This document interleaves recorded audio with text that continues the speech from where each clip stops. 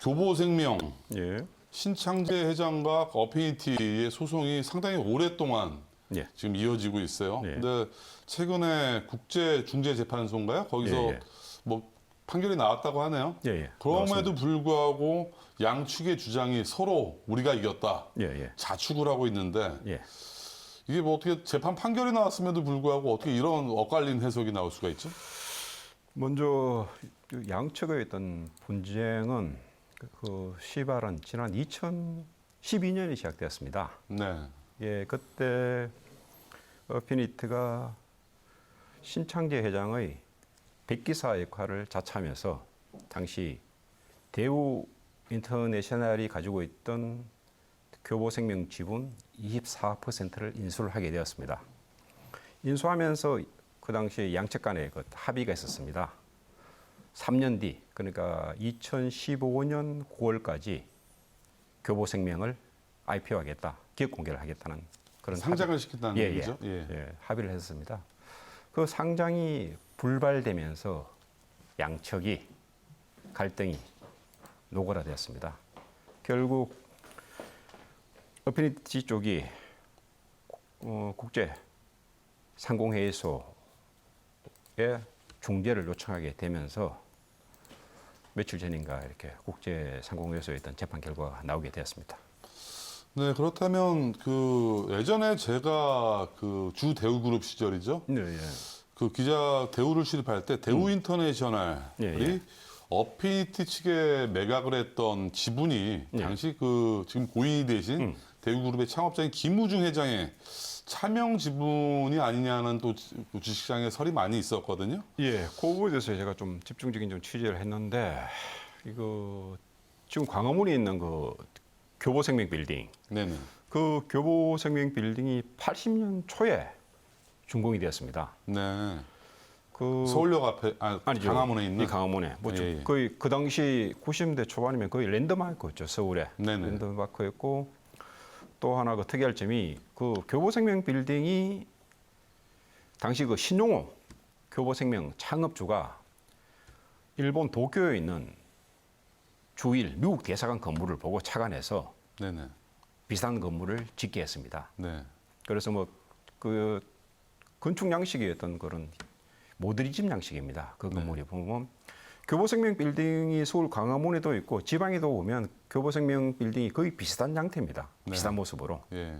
지어져 있습니다. 그런 어떤 이유가 있고 또 교보생명 빌딩을 시공한 쪽은 당시 그 주대우 건설이었습니다. 네. 주대우가 그 종합상사인데 그 당시 그 상사부, 무역부문, 건설부문으로 나눠 있었는데 주대우 건설부문에서 이 빌딩을 짓게 됐습니다. 빌딩을 짓고 그 공사를 끝내고 난 다음에 공사 대금을 받지 못하고 당시 교보생명 지분을 공사 선물로 대금, 대납을 하는 받게 케이스네. 되었습니다. 예, 뭐 특별한 이유가 있네. 그 당시 뭐 교보했던 그런 뭐 사항이 좀 재정적 사항이 좀 안 좋았던 모양입니다. 그래서 직접 한마디로 발주처가 돈이 없으니까 예. 돈 대신 지분을 주겠다. 예. 뭐 대우 입장에서 울며 겨자 먹기로 받은 상황이었겠네요. 그러면. 뭐 그런 상황이었는데 당시만 하더라도 뭐 기업 회계 시스템이 이렇게 좀 투명하지 않다 보니까 사실 네네. 이게 뭐 전부 다 이렇게 김우중 회장 개인한테로 가기로 되어 있다가 네. 주대우 네. 쪽에 24% 그리고 김우중 회장 쪽에 12%가 가게 되었습니다. 네. 토탈 뭐 어떻게 보면 아까 말씀하신 대로 김우중 회장이 관계된 지분이 한 36%, 3분의 1을 넘었었습니다. 그러다가 대우가 워크아웃 되면서 어떻게 보면 그 두 양측이 가진 지분이 캔코, 한국자산공사로 넘어가게 되었습니다. 네. 예, 그런 이유가 있고 또 하나 뭐 취재에 뒷담화지만 한때 2000년 초반에 그 김우중 회장께서 이 교보생명 지분을 가지고 재개하려는 어떤 그런 또 뭐라 합니까 기회도 한번 노렸던 게 또 사실입니다. 어떻게 보면 울며 겨자 먹기로 받았던 공사 대금이 예. 효자 노릇이 된 거네요. 예, 그런 그만큼 셈이죠. 가치가 커졌다는 얘기인데. 예. 그렇다면 지금 양측 모두 지금 소송에서 이겼다라고 주장을 하고 있는데 예. 시장에서는 이게 반응들이 어떤가요? 지금 뭐 그 국제상공회에서 재판부에서 나온 어떤 판결문상 네네. 서로 양측이 그 유리한 부분만 뜯어서 이야기를 하고 있습니다.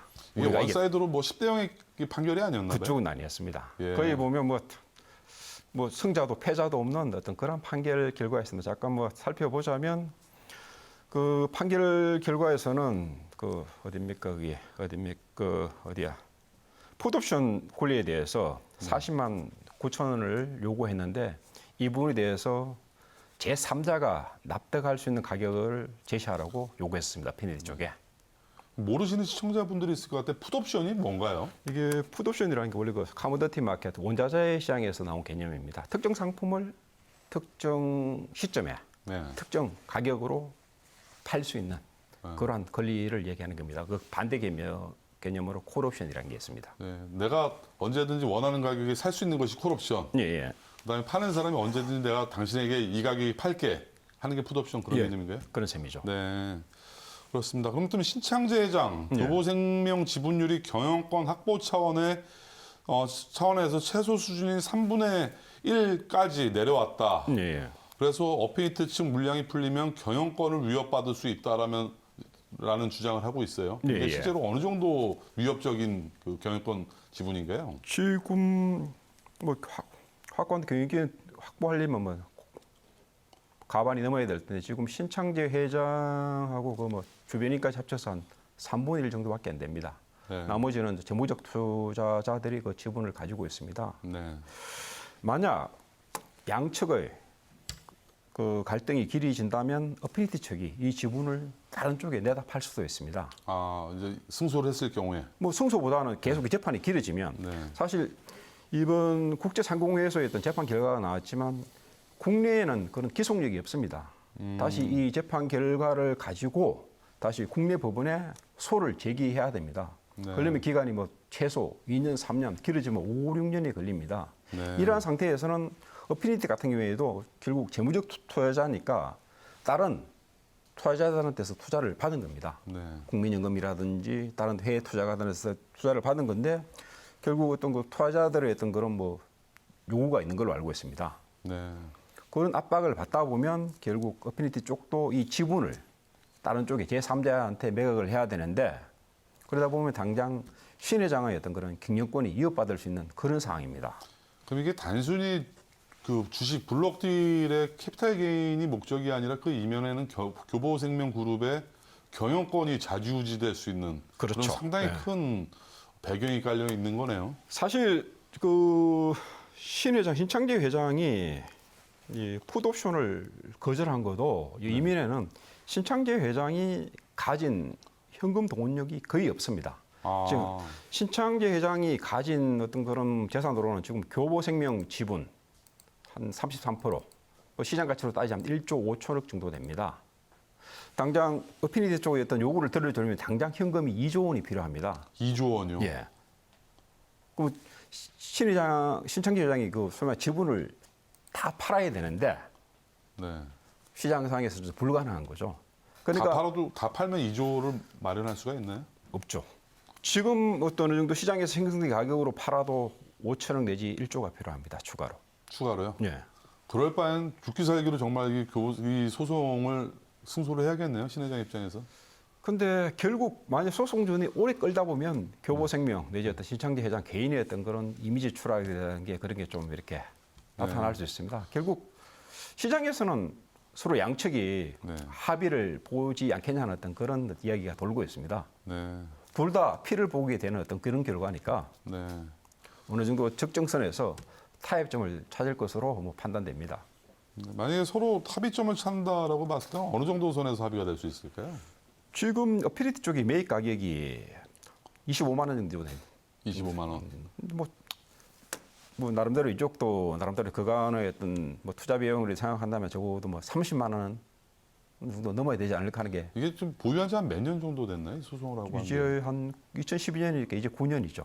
거의 10년 가까이 되는데 예. 내가 보기엔 기획 어페이티 같은 경우는 상당히 공격적 투자 펀드로 알고 있는데 이들의 기대 수익률을 감안하면 25만 원에 매입했으면 최소 40만 원 이상은 돼야 될 것 같은데 10년 이상. 사실 그래서 이번에 예. 풋옵션을 하면서 그 가격을 제시한 게 40만 9천 원입니다. 40만 9천 원이요. 그 어피니티 쪽에서는 그게 시장 적정 가격이라고 했습니다. 그 시장 가격이 나오게 된 게 2018년 9월 기준 그 다른 그 경쟁사들, 그러니까 삼성생명이라든지 하나생명의 어떤 그런 최근 1년간의 어떤 주가를 참고해서 그 40만 9천 원이라는 가격을 내놓게 됐습니다. 그런데 그 당시에는 굉장히 어떤 그런 보험사들의 어떤 그런 실적이 굉장히 좋았습니다. 네. 당연히 주가도 좋게 나타났었고 그런 네. 상황입니다.